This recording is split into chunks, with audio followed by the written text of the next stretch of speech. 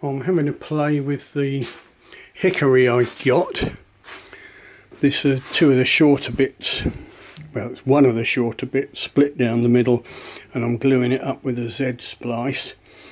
It's rather sad that the primitive archer forum on the internet is now defunct, but of course a lot of people are on other forums, so I joined the board bow building forum, because board bows and hickory aren't normally my thing, but I thought let's have a chat with the people who know.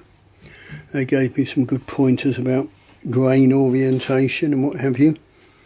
And you can make a bow with like this, with the grain running, the rings running across the back, or you can run it with the rings running back to belly, which I have done before on a flight bow, but I was asking if there's any advantage to have it one way or the other.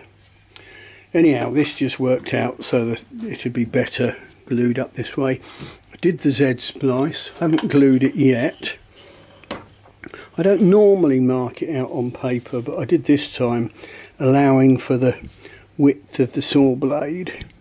But any splice always needs a fair bit of fiddling and fettling. I've got a video on the channel already showing how I do one, but it never hurts to just demonstrate a little bit more. I've sanded it and fiddled it and fettled it, and then you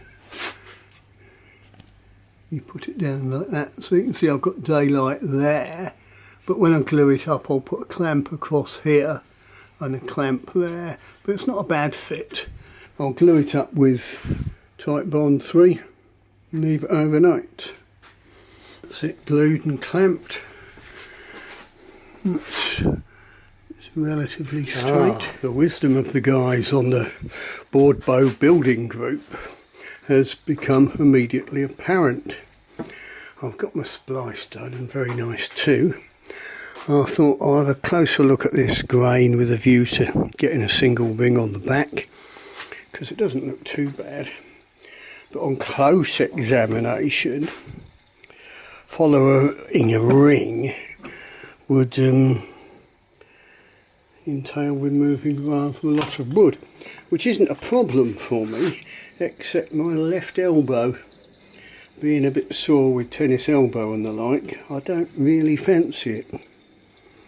So there's alternatives, one of which is revert to my original idea of making it with the grain running back to belly, but that would mean the Z splice was now sitting like that on the bow, you know, with the back of the bow upwards in this case, flexing that way.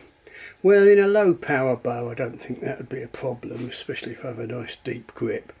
A bit unusual, a bit contrary, but there again I have a slight penchant for doing things that are a bit like that. Occasionally I've found doing the opposite to what common sense tells you produces good results. Like I remember working on an electronics design and the power transistors kept exploding. Well, use a more powerful, a higher wattage transistor. That just made matters worse. Actually, the answer was to go to a much lower power transistor, but one that switched faster, and then use two of them side by side. Anyway, I digress. The other thing these guys suggested was, one guy said, well, I always back mine. It becomes obvious why now, doesn't it? Rather than removing all this timber and trying to follow a ring laboriously, stick a nice pre-cut backing strip on it. So yes, very interesting. The guys know what they're talking about. There's also discussion about bow length, you know, for heavy bows and long draws and what have you. And with this, let's just see how long I've got it. It's ridiculously long because it's just two offcuts put together. No, it's only 93.5 inches long. So that'd be quite fun to make that into a bow. But no, I'm probably going to look at just try and do a 35 pound flight bow about 60 inches long. But on the other hand, I'm tempted to explore the properties of hickory by doing something outlandish. Not quite sure yet, really. I'm still thinking and tinkering. I might stick to my original idea and see if I can lay it out straight with the grain running back to belly. We've got a bit of discoloration here and there. I just want to, have a quick play, get something done, give me a feel of it. And of course they say, oh, you don't want any grain run out in any direction. But of course these things are like guidelines, and you can get away with a bit, because after all, if you had a piece of wood with dead straight parallel grain in every direction, as soon as you taper the bow, then by definition you'll get runoff, because a taper isn't the same as something being parallel. But obviously you don't want it on the back. The back's the critical bit. So anyhow, watch this space, boys and girls.